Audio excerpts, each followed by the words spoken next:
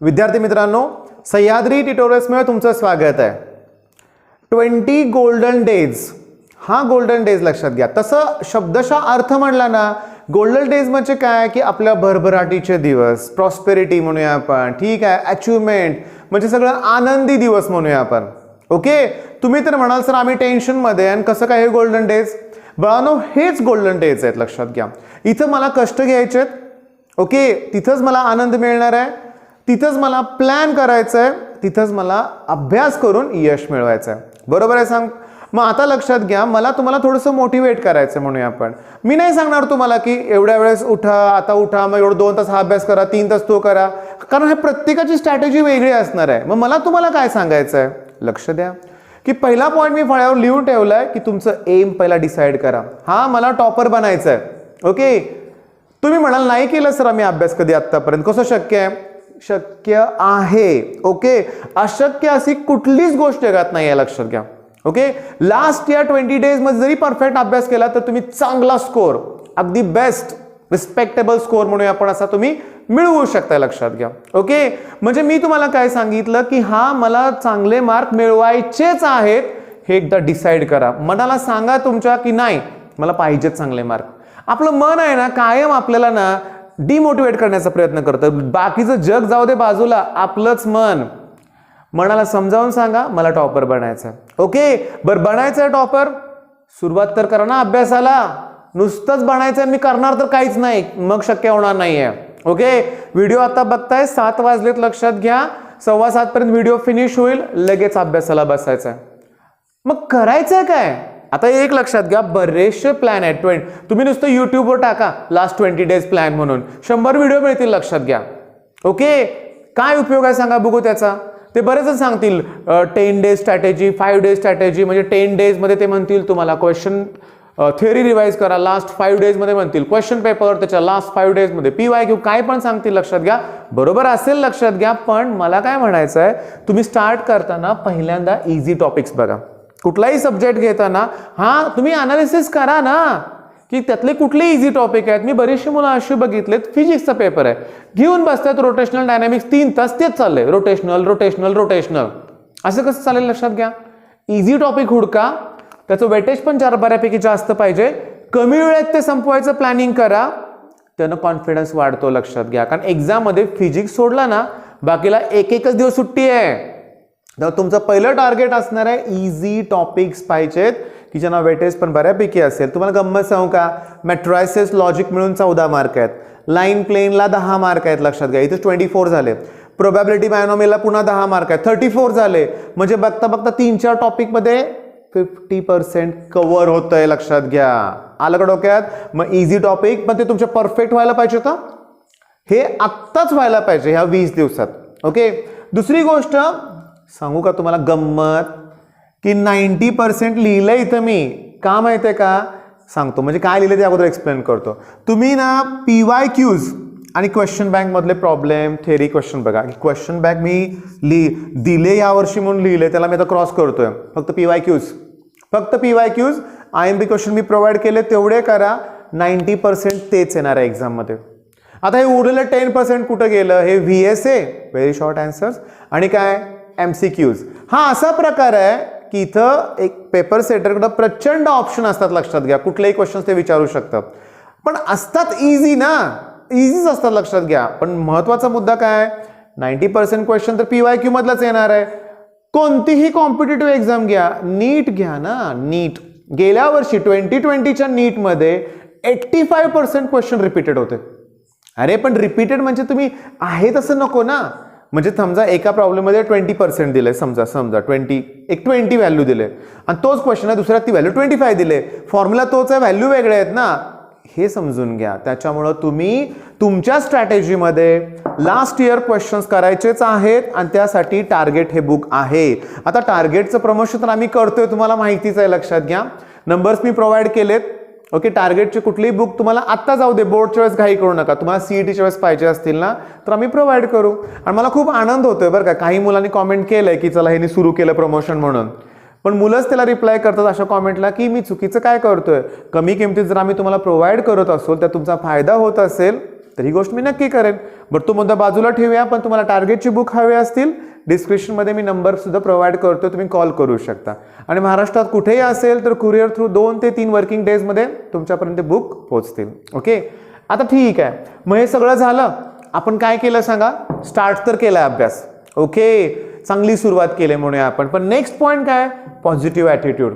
नेहमी लक्षात ठेवा बरं का, की हां मी करतोय ते योग्य करतोय, माझा चाललेला अभ्यास व्यवस्थित आहे, असा नेहमी पॉझिटिव्ह ॲटिट्यूड ठेवा. मग आपल्याला टाळायचं आहे काय? मग अवॉइड काय करायचंय? निगेटिव्हिटी म्हणलंय मी. म्हणजे काय हा प्रकार आहे? मी तुम्हाला सांगू का, मुलांचा काही इश्यू नसतो बरं का, मुली बऱ्यापैकी आगाऊ असतात, माझा अनुभव आहे बरं का. मुली चांगल्या मैत्रिणी तर नसतातच. मी बऱ्याच वेळा अनुभव घेतलाय. समजा एखाद्या मुलीचा अभ्यास चांगला चाललाय ना, तर तिची मैत्रीण तिला डिस्टर्ब करायचा प्रयत्न करतोय. किंवा काही काही मुलं पण असतात बरं का तसेच, म्हणजे ठीक आहे असं असतं, अरे बापरे माझा काहीच अभ्यास होईना, मला टेन्शन आलंय, कसं होणार. स्वतः अभ्यास करतात बरं का, आणि इतरांना फोन करून डिस्टर्ब करतात. असल्या निगेटिव्हिटीज टाळा. मी तुम्हाला खरं सांगू का बाळांनो, माझं प्रामाणिक मत काय, तुम्ही मदत करा इतरांना. हां, तुम्हाला एखादी कन्सेप्ट क्लिअर जमते ना, दुसऱ्यांना समजावून सांगा जर गरज असेल, विचारलं असेल तर. नाहीतर विचारत नाही स्वतः चालला एक्सप्लेन करायला, असला प्रकार तर बिलकुल करू नका बरं का. पण करा मदत. खरं सांगू का, मी तुम्हाला क्लिअरली सांगू का, काय काय कॉमेंट असे असतात बरं का, की सर तुम्ही आमचं कॉम्पिटिशन वाढवताय, तुम्ही एवढं एक्सप्लेन करताय, मग कॉम्पिटिशन वाढणार, बाकीच्यांना पण चांगले मार्क पडणार.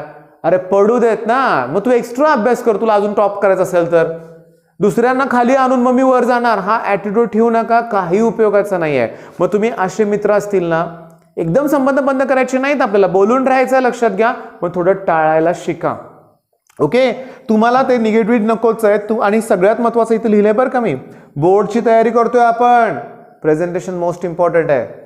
हां, मी बघतोय बरीचशी मुलं प्रॅक्टिस करतात, पट लिहित आहेत. नाही, जर प्रेझेंटेशनवर पण लक्ष द्या. म्हणजे तुम्हाला मॅथ्स जरी असेल ना, तर इक्वल टू साईन एकाखाली एक आणायचे आहेत. समजा बघा मी काय लिहितोय आता, ह्या तुमच्या प्रिंटेड लाईन आहेत समजा, ठीक आहे, आणि तुमची एक्सची व्हॅल्यू 100/9 आहे. मग तुम्ही ते 100/9 लिहिताना 100/9 असं 2 लाईनचा वापर करा. साधी गोष्ट आहे, लक्षात घ्या. पण बरेच बघितलं मी असं लिहितात 100/9, 1 2 3 लाईन वापरल्या, पण दिसत काही चांगलं नाही आहे. प्रेझेंटेशन इम्पॉर्टंट आहे, हे लक्षात घ्या बरं का. आता स्टडी फॉर लॉंग आवर्स. हां, आता वेळ 1-2 तासाची नाही आहे बरं का बाळांनो, 1-2 तास अभ्यास करायची वेळ नाही आहे.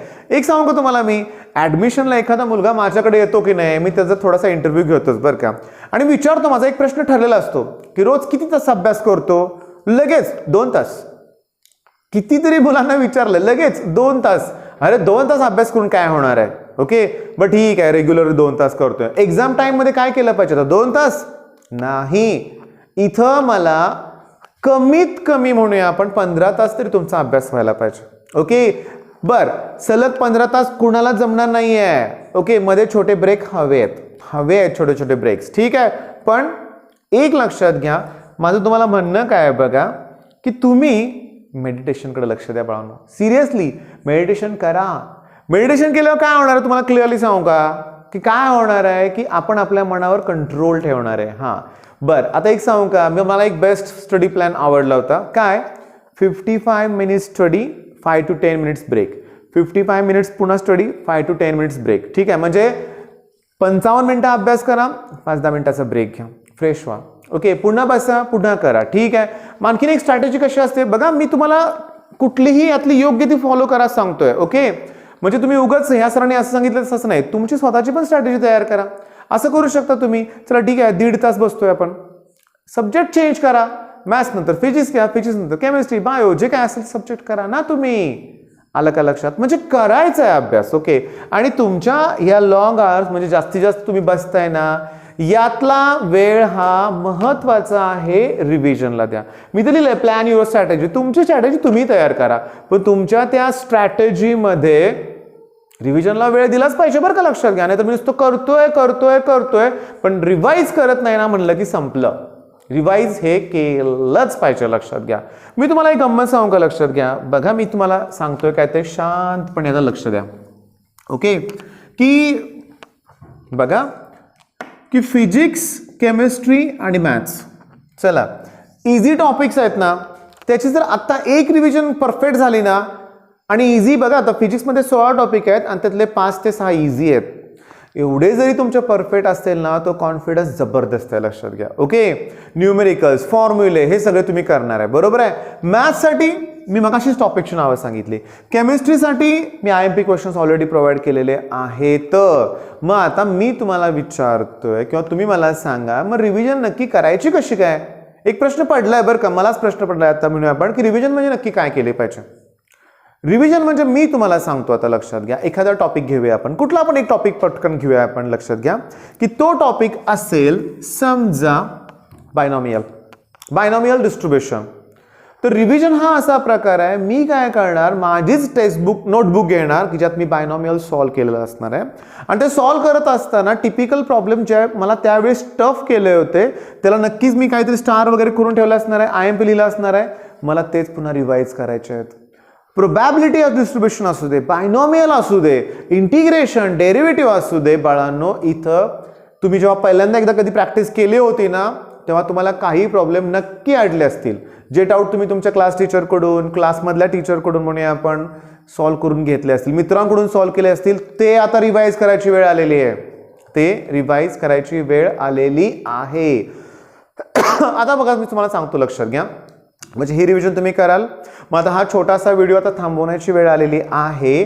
मग आज दिवसभर काय केलं पाहिजे, जस्ट त्याचा विचार करूया. बघा मी तुम्हाला सांगतो की 7:30ला जर अभ्यासाला सुरुवात केली, ओके, तर 9 वाजेपर्यंत मी अभ्यास करू शकतो.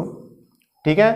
एक छोटासा ब्रेक घेऊन नंतर थोडासा 15 मिनिटाचा ब्रेक घेतला तर त्याच्यानंतर मी 11 वाजेपर्यंत बसू शकतो.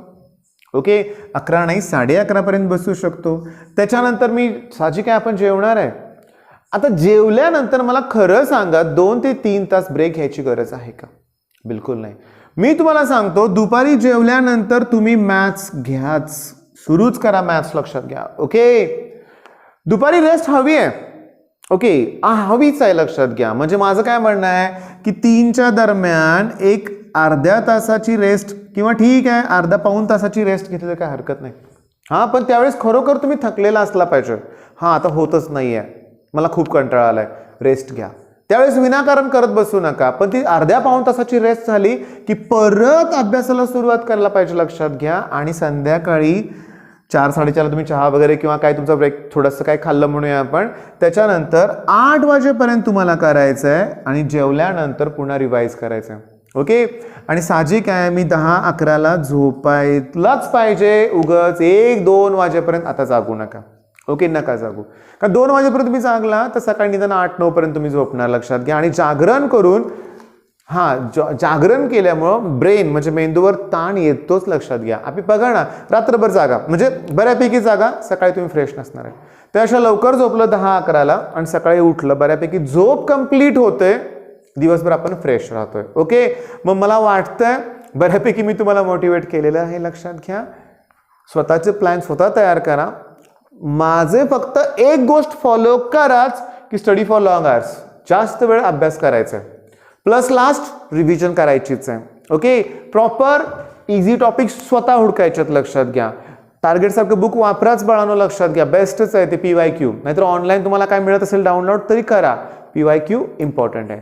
रिड्यूस पोर्शन कडे लक्ष द्याच. डिलीटेड पोर्शन आहे, आता तो करायची गरज नाही आहे. ठीक आहे मित्रांनो, मग बेस्ट ऑफ लक. धन्यवाद.